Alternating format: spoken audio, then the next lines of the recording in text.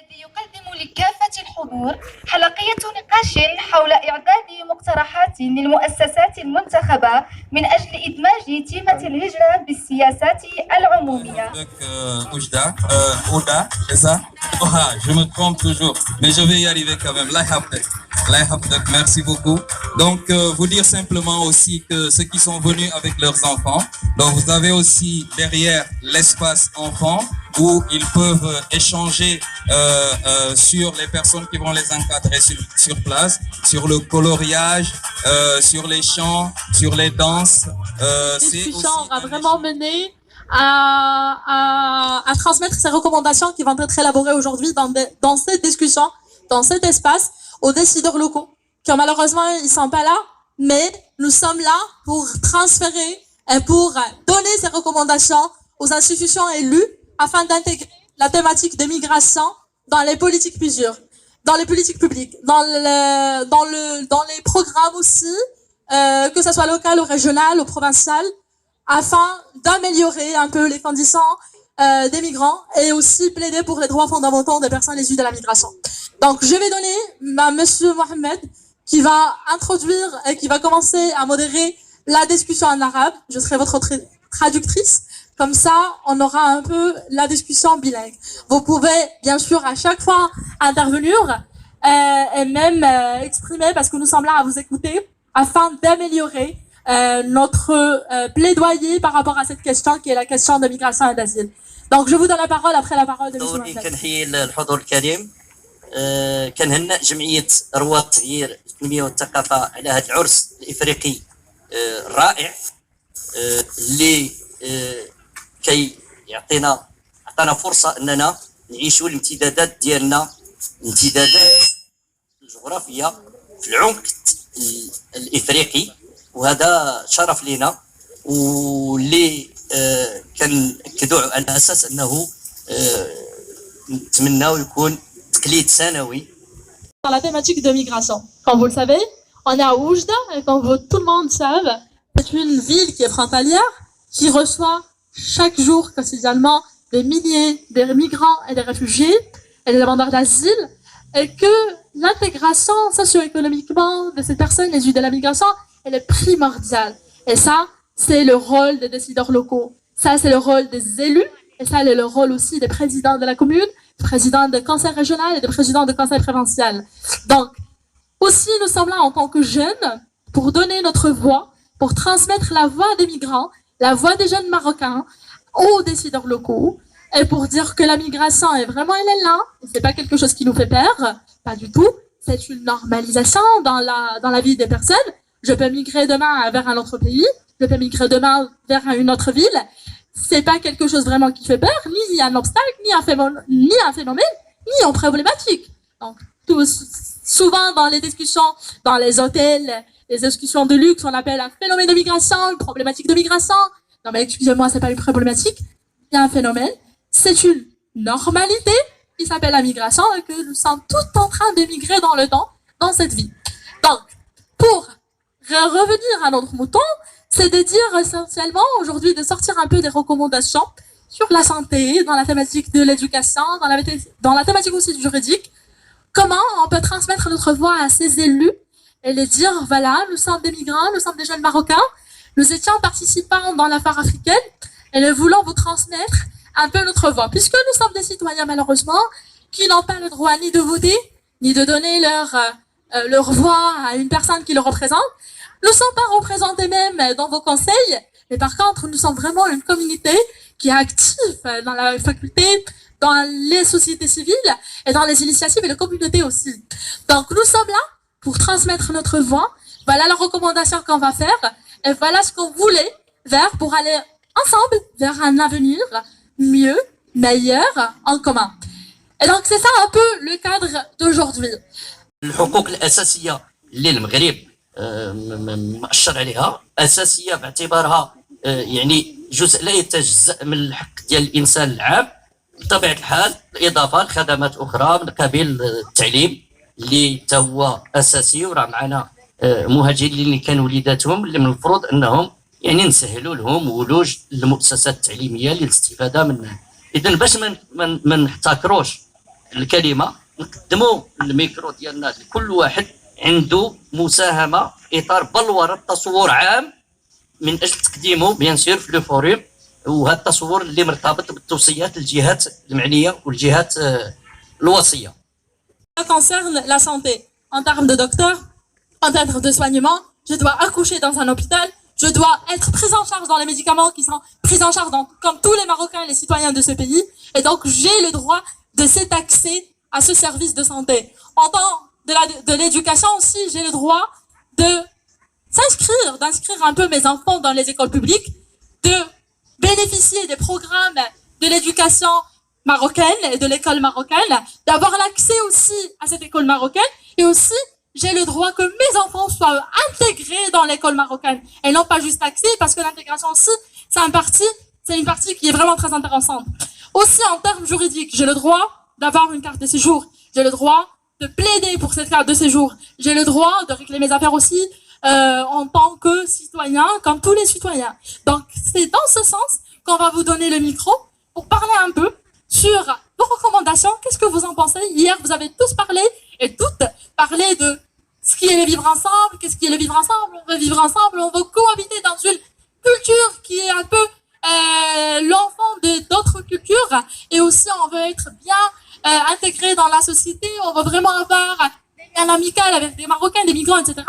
Donc ça, aujourd'hui, c'est un pas supérieur. C'est pour les décideurs locaux qu'ils vous donnent un pas, qu'ils vous réalisent ces rêves et qu'ils réalisent un peu un environnement qui est vraiment vivre ensemble, qui est vraiment Alors, juste pour traduire un peu, d'abord, je remercie Hind pour sa participation active. Alors, Hind, il nous a parlé un peu des migrants, des MRE, des deux à la fois. Elle nous a dit que pour le ministère de Santé peut-être et pour l'État, il doit faire vraiment une statistique des personnes qui sont là. Et pourquoi pas faire la prise en charge comme tous les Marocains, parce que ça fait 3 ans, on n'avait même pas nous, en tant que Marocains, les prises en charge, en tant que soins médicaux, sanitairement. Et donc, il est temps peut-être de faire des statistiques, d'avoir une base de données des personnes migrantes et personnes réfugiées qui sont là, dans le royaume du Maroc, et bien sûr, faciliter leur accès aux services de base grâce à cette base de données. Elle a dit peut-être pourquoi pas faire un comité qui va s'en charger de ça. Et ce comité, d'ici le moment, parce qu'il parle aussi des MRE, parce que les MRE, ils ont commencé à venir et à revenir au Maroc, en leur souhaitant bien sûr les bienvenus. Ça fait 3 ans qu'ils ne sont pas là, ils nous ont manqué, nos familles, nos amis, nos voisins, tout, ils nous ont manqué. Et donc on les souhaite les bienvenus. Et quand on souhaite les bienvenus aux migrants et aux MRE, on les souhaite quand même les bienvenus, et tactiquement, avec des programmes qui sont clairs, avec une prise en charge aussi sanitairement, comme il a dit, et pourquoi pas faire ces comités. Moi, je pose une question avant de donner la parole à M. Mohamed pour réfléchir sur le prochain intervenant. C'est que Hind, elle a parlé de cette base de données, mais comme vous le savez, la migration, elle est très connue par la mobilité. On est là aujourd'hui, mais on n'est pas là demain, mais il y a d'autres personnes qui sont là demain. Donc, comment on peut régler ça? Comment travailler dans ce comité avec la mobilité, avec cet axe de mobilité qui est vraiment essentiel et qui est le nœud de la migration. Donc, comme je vous ai dit, voilà, monsieur Mohamed Aboula. On est là pour transmettre vos recommandations et non pas pour les réaliser malheureusement, mais je vous dis que toute recommandation elle est réalisable dans le temps, sauf que on aura besoin d'une volonté politique de la part de nos décideurs afin de changer ce quotidien et de le transmettre à un quotidien meilleur. Salariés migrants, et que ça va nous donner un peu plus, peut-être élever un peu les défis et élever un peu l'impact de cette concurrence. Moi, j'ai pas bien compris juste un truc, ce qui est relatif au digital, sincèrement. Vous avez parlé un peu de la mobilité, peut-être qu'ils sont mobiles, genre ils peuvent travailler au digital comme ils sont pas là. C'est ça ce que vous voulez dire? Ok. Donc, il a parlé un peu du métier de l'information, ou bien de développement informatique. Elle a dit que le digital, puisqu'il y a la mobilité, il y a beaucoup de personnes issues de l'Afrique, même au Maroc, parce que quand on parle de l'Afrique, on parle aussi de Maroc. L'Afrique, c'est notre Afrique. On est des Africains aussi, et on est connu par un peu le développement informatique, par tout ce qui est ingénieur informatique, et aussi le digital. Alors pourquoi pas être intégré dans des sociétés privées et publiques, bon, privées. Je pense pas qu'il y a encore un programme d'intégration privé, plus ou moins, pour intégrer un peu les migrants dans ces métiers. Donc voilà, j'ai traduit ce qu'il a dit. gratuitement par exemple غادي هما يقولوها لبعضياتهم وغادي هما يبغيو انهم يديروا هذيك لاكارت et du coup ça va faciliter هذاك الاحصاء ديال هذوك لي ميغرو. Qui ne fait peur et qui fait peur aux migrants, parce que si jamais l'État il va travailler sur des programmes homogènes dans tout le Maroc, pour toutes les villes, pour toutes les régions, ça s'inscrit dans la régionalisation avancée. Plus ou moins, il n'y a pas le Maroc non développé, le Maroc développé, mais c'est ça, en fait, c'est ça l'avenir qu'on veut, c'est un seul Maroc avec des programmes égaux et avec une politique égale. Et cette mobilité, comme elle a dit, elle ne sera pas vraiment un obstacle, parce que si jamais on va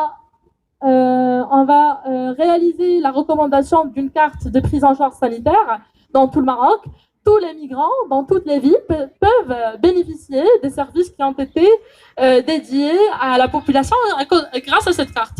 Donc c'est ça la recommandation. Je vais un petit peu parler en français. Et je rejoins l'idée qu'a souligné ma collègue Rita. Premièrement, la remarque, c'est que toutes les interventions ont été faites par des Marocains. Nous, on est en train de débattre un sujet sur la migration. Et si l'intéressé ne s'exprime pas, oh, on va se corriger. Transmettre aussi aux autorités compétentes. Donc sur ce, je vais commencer par le cas le plus important, c'est le problème de séjour. Le problème de séjour qui s'introduit dans la procédure pour siéger ou bien pour vivre à l'aise ici au Maroc. Donc ça demande une procédure que tu dois accomplir pour accéder à ça. Mais nous notons que cette procédure-là, c'est un peu difficile pour nous d'y accéder.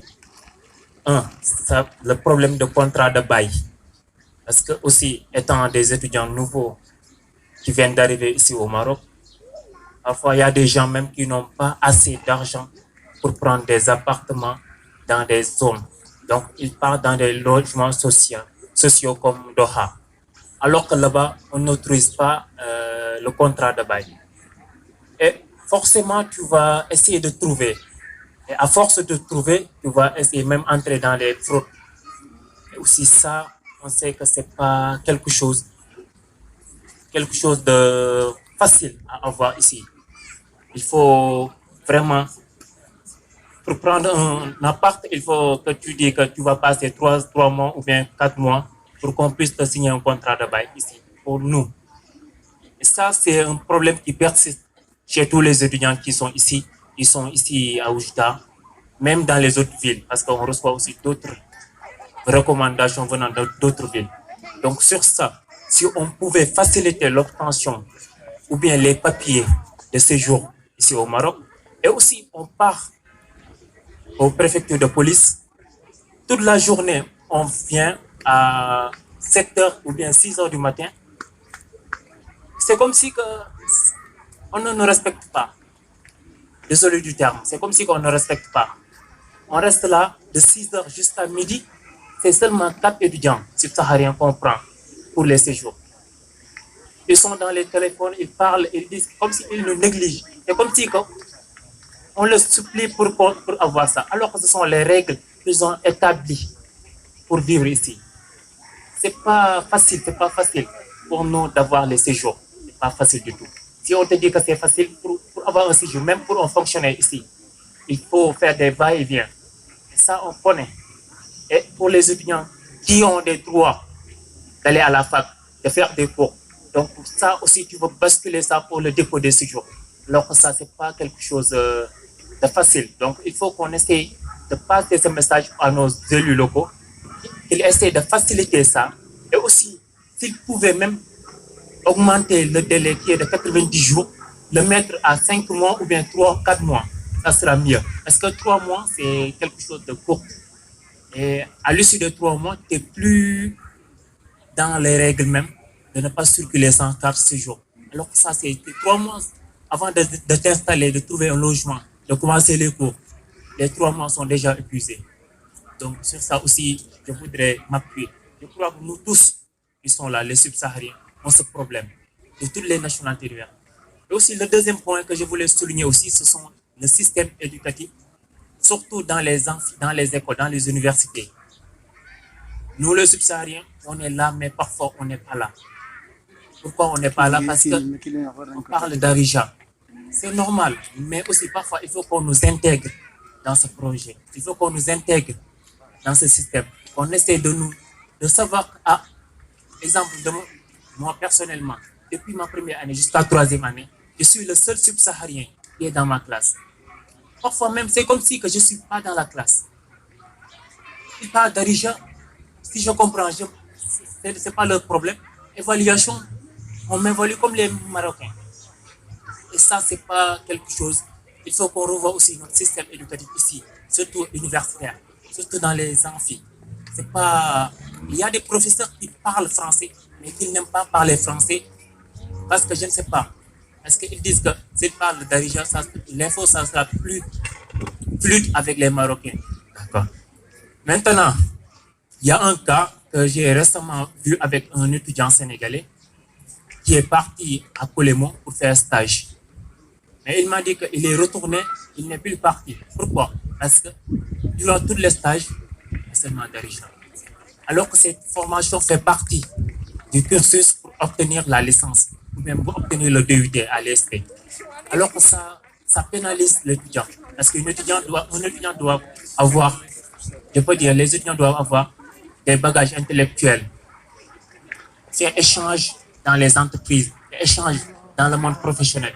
Et ça, si tu essaies d'approcher le monde professionnel, c'est comme si on te fait reculer, on te repousse en parlant d'Arija. C'est pas qu'on ne veut pas comprendre le d'Arija, mais c'est avec le temps. Avec le temps, on va comprendre et on veut comprendre aussi. On veut bien intégrer le système, on veut bien intégrer dans cette vie marocaine. Mais aussi, il faut le temps. Je crois que c'était ça que j'avais à dire pour avancer, donner l'opportunité à nos camarades aussi de parler.